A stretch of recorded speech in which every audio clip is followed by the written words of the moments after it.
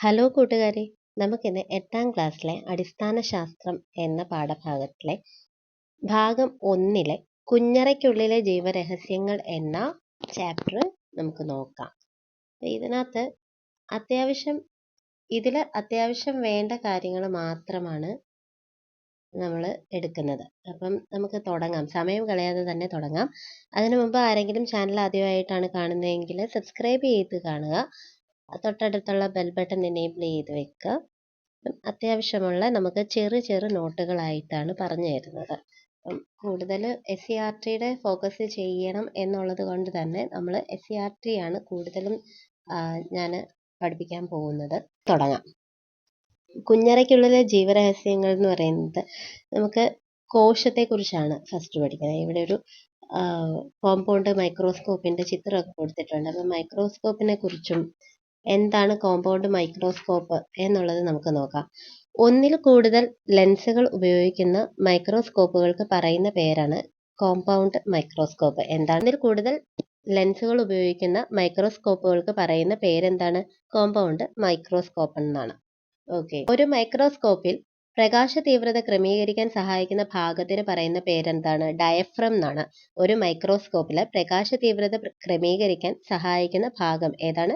Diaphragm ആണ്. മൈക്രോസ്കോപ്പിൽ സൂര്യപ്രകാശം പ്രതിപതിപ്പിക്കാൻ ഉപയോഗിക്കുന്ന ദർപ്പണം ഏതാണ്? സമതല ദർപ്പണമാണ്. മൈക്രോസ്കോപ്പിലെ സൂര്യപ്രകാശം പ്രതിപതിപ്പിക്കാൻ ഉപയോഗിക്കുന്ന ദർപ്പണം എന്താണ്? സമതല ദർപ്പണം. എന്താണ്? സൂര്യപ്രകാശം പ്രതിപതിപ്പിക്കാൻ ഉപയോഗിക്കുന്ന ദർപ്പണമാണ്. എവിടെ? മൈക്രോസ്കോപ്പിൽ. ഇനി കൃത്രിമ പ്രകാശം പ്രതിപതിക്കുന്നതിനുള്ള ദർപ്പണം ഏതാണ്? കോൺകേവ് ദർപ്പണമാണ്. കൃത്രിമ പ്രകാശം പ്രതിപതിക്കുന്നതിനുള്ള ദർപ്പണം കോൺകേവ്. ഓക്കെ. ലളിതമായ ഒരു മൈക്രോസ്കോപ്പിന്റെ സഹായത്താൽ ആദ്യമായി കോശങ്ങളെ നിരീക്ഷിച്ചത് ആരാണ്? റോബർട്ട് ഹുക്ക് ആണ്. റോബർട്ട് ഹുക്ക് എന്താണ് നിരീക്ഷിച്ചത്? ലളിതമായ ഒരു മൈക്രോസ്കോപ്പിന്റെ സഹായത്താൽ ആദ്യമായി കോശങ്ങളെ നിരീക്ഷിച്ചത് ആരാണ്? Robert hook. കോശകേന്ദ്രം കണ്ടെത്തി അതിനെ ന്യൂക്ലിയസ് എന്ന് വിളിച്ച ശാസ്ത്രജ്ഞൻ ആരാണ്? റോബർട്ട് ബ്രൗൺ ആണ്. എന്താണ്? കോശകേന്ദ്രം കണ്ടെത്തി അതിനെ ന്യൂക്ലിയസ് എന്ന് വിളിച്ച ശാസ്ത്രജ്ഞൻ ആരാണ്? റോബർട്ട് ബ്രൗൺ ആണ്. ഈ ചിത്രത്തിൽ കാണുന്ന പോലെ കോശവിജ്ഞാനീയ ചരിത്രത്തിലെ നാഴികക്കല്ലുകൾ എന്നും പറഞ്ഞ് കുറച്ച് ശാസ്ത്രജ്ഞന്മാരുടെ പേര് കൊടുത്തിട്ടുണ്ട്. ഇതിനകത്ത് റോബർട്ട് ഹുക്കിന്റെ കാര്യങ്ങളും പറയുന്നുണ്ട്. റോബർട്ട് ഹുക്ക് എന്തായിരുന്നു? ലളിതമായ ഒരു മൈക്രോസ്കോപ്പിന്റെ സഹായത്താൽ ആദ്യമായി കോശങ്ങളെ നിരീക്ഷിച്ചത് റോബർട്ട് ഹുക്ക് എന്ന ശാസ്ത്രജ്ഞനാണ്. കോർക്കിന്റെ ഛേദം മൈക്രോസ്കോപ്പിലൂടെ നിരീക്ഷിച്ചപ്പോൾ കണ്ട ചെറിയ അറകളെ അദ്ദേഹം സെൽ എന്ന് വിശേഷിപ്പിച്ചു. എന്താണ് അദ്ദേഹം വിശേഷിപ്പിച്ചത്? സെൽ എന്നാണ് വിശേഷിപ്പിച്ചത്. ഓക്കെ. സസ്യശരീരം കോശങ്ങളാൽ നിർമ്മിതമാണെന്ന് കണ്ടെത്തിയ ശാസ്ത്രജ്ഞനാണ് MJ ഷ്ലീഡൻ ആണ്. MJ ഷ്ലീഡൻ ആണ്. 1838 എന്താണ്? 1838 എന്താണ് കണ്ടുപിടിച്ചത്? സസ്യശരീരം കോശങ്ങളാൽ നിർമ്മിതമാണെന്ന് കണ്ടെത്തി. ഇനി ജന്തു ശരീരം കോശങ്ങളാൽ നിർമ്മിതമാണെന്ന് കണ്ടെത്തിയ ശാസ്ത്രജ്ഞനാണ് തിയോഡർ ഷ്വാൻ ആണ്. തിയോഡർ ഷ്വാൻ ആണ് 1839 ജന്തു ശരീരം കോശങ്ങളാൽ നിർമ്മിതമാണെന്ന്. ഓക്കെ. അപ്പം കോശകേന്ദ്രം കണ്ടെത്തി അതിനെ ന്യൂക്ലിയസ് എന്ന് വിളിച്ച ശാസ്ത്രജ്ഞൻ റോബർട്ട് ബ്രൗൺ ആണ്. സസ്യശരീരം കോശങ്ങളാൽ നിർമ്മിതമാണെന്ന് കണ്ടെത്തിയ ശാസ്ത്രജ്ഞൻ MJ ഷ്ലീഡൻ ആണ്. ജന്തുശരീരം കോശങ്ങളാൽ നിർമ്മിതമാണെന്ന് കണ്ടെത്തിയ ശാസ്ത്രജ്ഞൻ തിയോഡർ ഷ്വാൻ ആണ്. അടുത്തത്, വിഭജിക്കുന്ന കോശങ്ങളെ നിരീക്ഷിച്ചുകൊണ്ട് നിലവിലുള്ള കോശങ്ങളിൽ നിന്ന് മാത്രമാണ് പുതിയവ ഉണ്ടാകുന്നത് എന്ന നിഗമനം രൂപീകരിച്ച ശാസ്ത്രജ്ഞനാരാണ്? റുഡോൾഫ് വിർഷ്വയാണ്. 1858 അടുത്തത് കോശ സിദ്ധാന്തം അല്ലെ? കോശ സിദ്ധാന്തം രൂപപ്പെടുത്തിയ ശാസ്ത്രജ്ഞൻ ആരൊക്കെയാണ്? MJ ഷ്ലീഡനും തിയോഡർ ഷ്വാനുമാണ് കോശ സിദ്ധാന്തം രൂപപ്പെടുത്തിയ ശാസ്ത്രജ്ഞർ. ഇവർ രണ്ട് മുഖ്യ ആശയങ്ങൾ മുന്നോട്ട് വെച്ചിട്ടുണ്ട്. എല്ലാ ജീവശരീരവും കോശനിർമ്മിതമാണ്. ജീവികളുടെ ഘടനാപരവും ജീവധർമ്മപരവുമായ അടിസ്ഥാന ഘടകങ്ങളാണ് കോശങ്ങൾ. എല്ലാ ജീവശരീരവും എന്തൊക്കെയാണ് ഇവര് മുന്നോട്ട് വെച്ച ആശയങ്ങൾ? കോശ സിദ്ധാന്തം മുന്നോട്ട് വെച്ച ആശയങ്ങൾ എന്തൊക്കെയാണ്? എല്ലാ ജീവശരീരവും കോശനിർമ്മിതമാണെന്നും ജീവികളുടെ ഘടനാപരവും ജീവധർമ്മപരവുമായ അടിസ്ഥാന ഘടകങ്ങളാണ് കോശങ്ങൾ എന്നും. സ്ഥലത്തിനുള്ളിലെ എല്ലാ പദാർത്ഥങ്ങളെയും ചേർത്ത് വിളിക്കുന്ന പേരെന്താണ്? ജീവദ്രവ്യം എന്നാണ് കേട്ടോ. ജീവദ്രവ്യത്തിൽ മർമ്മമൊഴികെയുള്ള ഭാഗത്തിന് പറയുന്ന പേരാണ് കോശദ്രവ്യം. ജീവദ്രവ്യത്തിൽ മർമ്മമൊഴികെയുള്ള ഭാഗത്തിന് പറയുന്ന പേരെന്താണ്? കോശദ്രവ്യം എന്നാണ്. ജീവധർമ്മങ്ങളുടെ നിർവഹണത്തിനായി കോശദ്രവ്യത്തിൽ കാണപ്പെടുന്ന സവിശേഷ ഘടകങ്ങൾ എന്തൊക്കെയാണ്? കോശാംഗങ്ങൾ എന്ന് പറയുന്നു. എന്താണ്?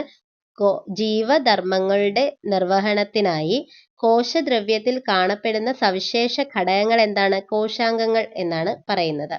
കോശത്തിലെ ജീവധർമ്മങ്ങൾ എന്തൊക്കെയാണ്? 3 പോയിന്റ്സ് ഉണ്ട്. കോശത്തിലെ ജീവധർമ്മങ്ങൾ എന്തൊക്കെയാണെന്ന് നമുക്ക് നോക്കാവേ. പോഷകങ്ങളിൽ നിന്ന് ഊർജം സ്വതന്ത്രമാക്കുന്നു. പോഷകങ്ങളിൽ നിന്ന് ഊർജം സ്വതന്ത്രമാക്കുന്നു. ജൈവ തന്മാത്രകൾ നിർമ്മിക്കുന്നു. അന്യവസ്തുക്കളെ പ്രതിരോധിക്കുന്നു.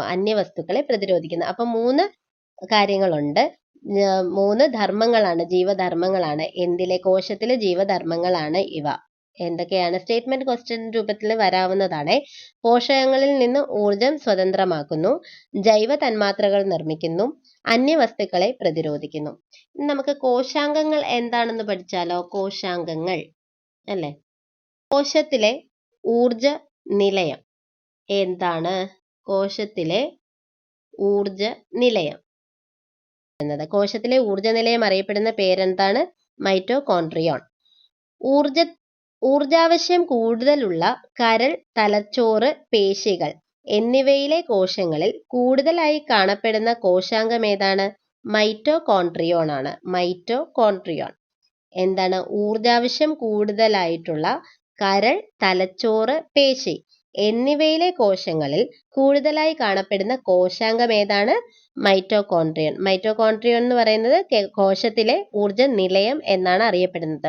കോശത്തിനുള്ളിലെ സഞ്ചാരപാത അല്ലെങ്കിൽ കോശത്തിനുള്ളിൽ പദാർത്ഥ സംവഹനം സാധ്യമാക്കുന്ന ഭാഗം അല്ലെങ്കിൽ കോശത്തിന് ദൃഢതയും ആകൃതിയും നൽകുന്നതിനാൽ കോശാസ്ഥികൂടം എന്നറിയപ്പെടുന്ന ഭാഗം. ഇത് 3ഉം എന്താണ്? എൻഡോപ്ലാസ്മിക് റെറ്റിക്കുലം ആണ്. എൻഡോപ്ലാസ്മിക് റെറ്റിക്കുലം എന്ന് പറഞ്ഞാൽ എന്താണ്? ഒരു സ്റ്റേറ്റ്മെന്റ് ക്വസ്റ്റ്യനുള്ള എല്ലാ സാധ്യതകളും ഇതിൽ കാണുന്നുണ്ട്. അതായത് എൻഡോപ്ലാസ്മിക് റെറ്റിക്കുലം എന്നതിന്റെ സവിശേഷതകൾ എന്തൊക്കെയാണ് എന്നുള്ളത് ചോദ്യം വരാം. അപ്പം അല്ലെങ്കിൽ ഇതില് തെറ്റാണ് ഉള്ളത് ഏതാണ്, അല്ലെ ശരിയുള്ളത് ഏതാണെന്ന് കണ്ടുപിടിക്കുക എന്നുള്ള രീതിയിലുള്ള സ്റ്റേറ്റ്മെന്റ് ക്വസ്റ്റ്യൻസ് നമുക്ക് തരാം. അപ്പൊ എന്തൊക്കെയാണ് എൻഡോപ്ലാസ്മിക് റെറ്റിക്കുലം എന്ന് പറയുന്നത്? കോശത്തിനുള്ളിലെ സഞ്ചാരപാതയാണ്. കോശത്തിനുള്ളിൽ പദാർത്ഥ സംവഹനം സാധ്യമാക്കുന്ന ഭാഗമാണ്.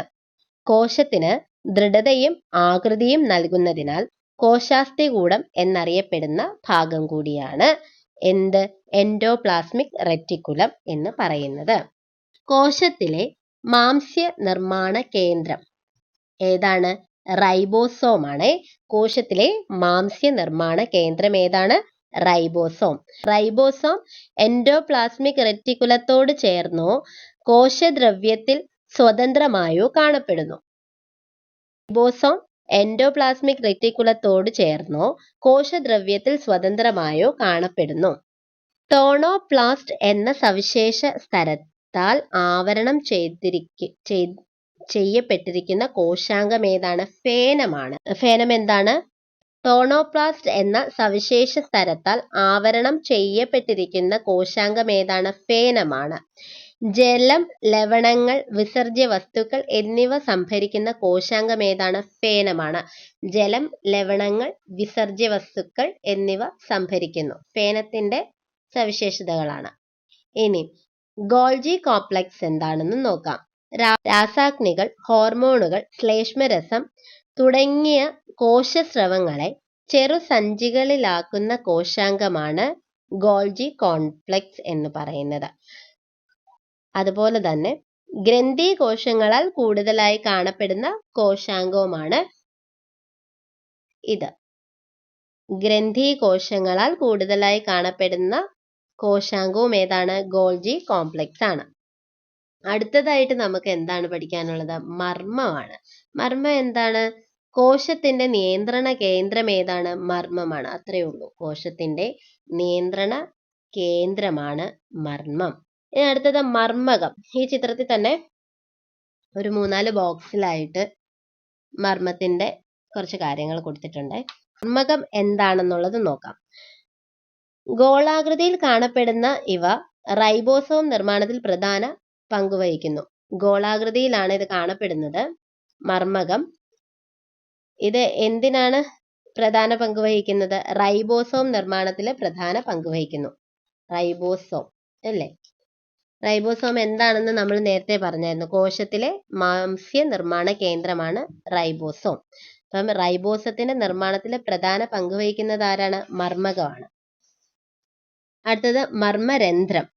മർമ്മസ്തരത്തിലെ സുഷിരങ്ങൾ മർമ്മത്തിനകത്തേക്കും പുറത്തേക്കുമുള്ള പദാർത്ഥ സംവഹനത്തിന് സഹായിക്കുന്നു. മർമ്മരന്ധ്രം എന്താണ്? മർമ്മസ്തരത്തിലെ സുഷിരങ്ങൾ മർമ്മത്തിനകത്തേക്കും പുറത്തേക്കുമുള്ള പദാർത്ഥ സംവഹനത്തിന് സഹായിക്കുന്നു. അടുത്തത് മർമ്മദ്രവ്യമാണ്. മർമ്മത്തിനുള്ളിലെ ദ്രാവക ഭാഗം മർമ്മകവും ക്രൊമാറ്റിൻ ജാലികയും കാണപ്പെടുന്നു.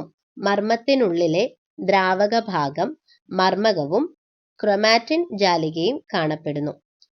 അടുത്ത എന്താണ്? മർമ്മസ്തരം. മർമ്മസ്തരം എന്താണെന്ന് നോക്കാം. മർമ്മത്തെ ആവരണം ചെയ്ത് കാണുന്ന ഇരുപാളികളുള്ള സ്തരം ഏതാണ്? മർമ്മസ്തരമാണ്.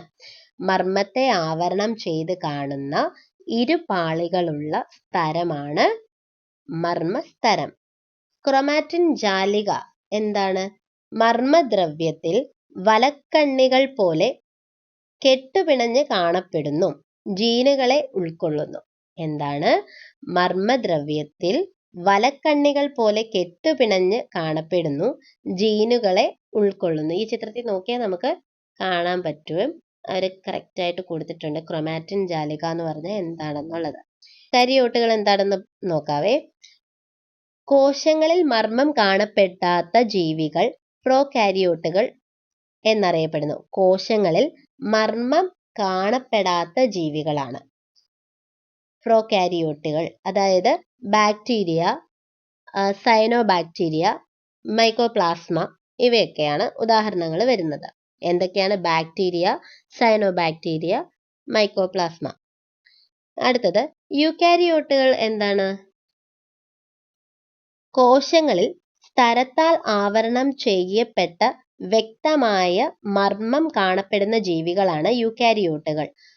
എന്താണ്? കോശങ്ങളിൽ സ്തരത്താൽ ആവരണം ചെയ്യപ്പെട്ട വ്യക്തമായ മർമ്മം കാണപ്പെടുന്ന ജീവികൾ ആണ് യൂക്കാരിയോട്ടുകൾ. ഉദാഹരണം എന്താണ്? അമീബ, ജന്തുക്കൾ, സസ്യങ്ങൾ. അമീബ, ജന്തുക്കൾ, സസ്യങ്ങൾ. ഓക്കെ. ഒരു കോശത്തെ സമീപ കോശങ്ങളിൽ നിന്നും വേർതിരിക്കുന്ന എന്താണ്?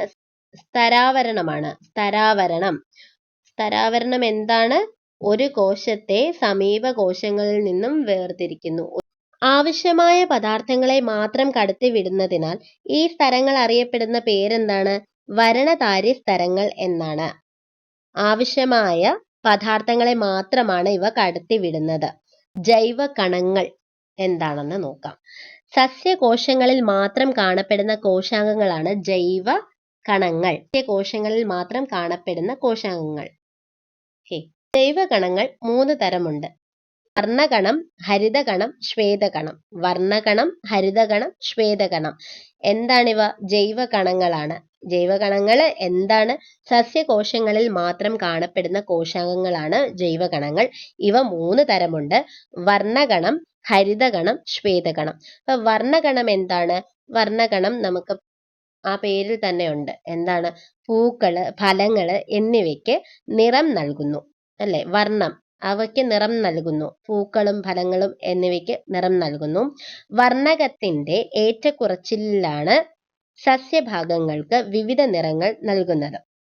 വർണ്ണകണത്തിന്റെ ഏറ്റക്കുറച്ചിലാണ് സസ്യഭാഗങ്ങൾക്ക് വിവിധ നിറങ്ങൾ നൽകുന്നത്. പ്രധാന വർണ്ണകങ്ങൾ ഏതൊക്കെയാണ്? സാന്തോഫിൽ എന്ന് പറയുന്നത് എന്ത് നിറമാണ്? മഞ്ഞ നിറമാണ് അല്ലേ? സാന്തോഫിൽ എന്ന് പറയുന്നത് മഞ്ഞ നിറമാണ്. കരോട്ടിൻ എന്താണ്? മഞ്ഞ കലർന്ന ഒരു ഓറഞ്ച് നിറം, മഞ്ഞ കലർന്ന ഓറഞ്ച് നിറം. പിന്നെ ഉള്ളത് ഏതാണ്? ആന്തോസയാനിൻ ആണ്. അത് എന്തൊക്കെ കളേഴ്സ് ആണ് അടങ്ങിയിരിക്കുന്നത്? ചുവപ്പും പർപ്പിൾ നിറങ്ങളുമാണ് അടങ്ങിയിരിക്കുന്നത്. ചുവപ്പും പർപ്പിൾ നിറങ്ങളും. അടുത്തത് നമുക്ക് നോക്കാം. ഹരിതകണം പ്രകാശ സംശ്ലേഷണം നിർവഹിക്കുന്നു. ഹരിതകണം എന്ന് പറയുന്നത് എന്താണ്? പ്രകാശ സംശ്ലേഷണം നിർവഹിക്കുന്നു. അടുത്തത് ശ്വേതകണമാണല്ലോ. ഏറ്റവും ലാസ്റ്റ് ജൈവകണങ്ങളിലെ ഏറ്റവും ലാസ്റ്റത്തെ ഭാഗമാണ് ശ്വേതകണം.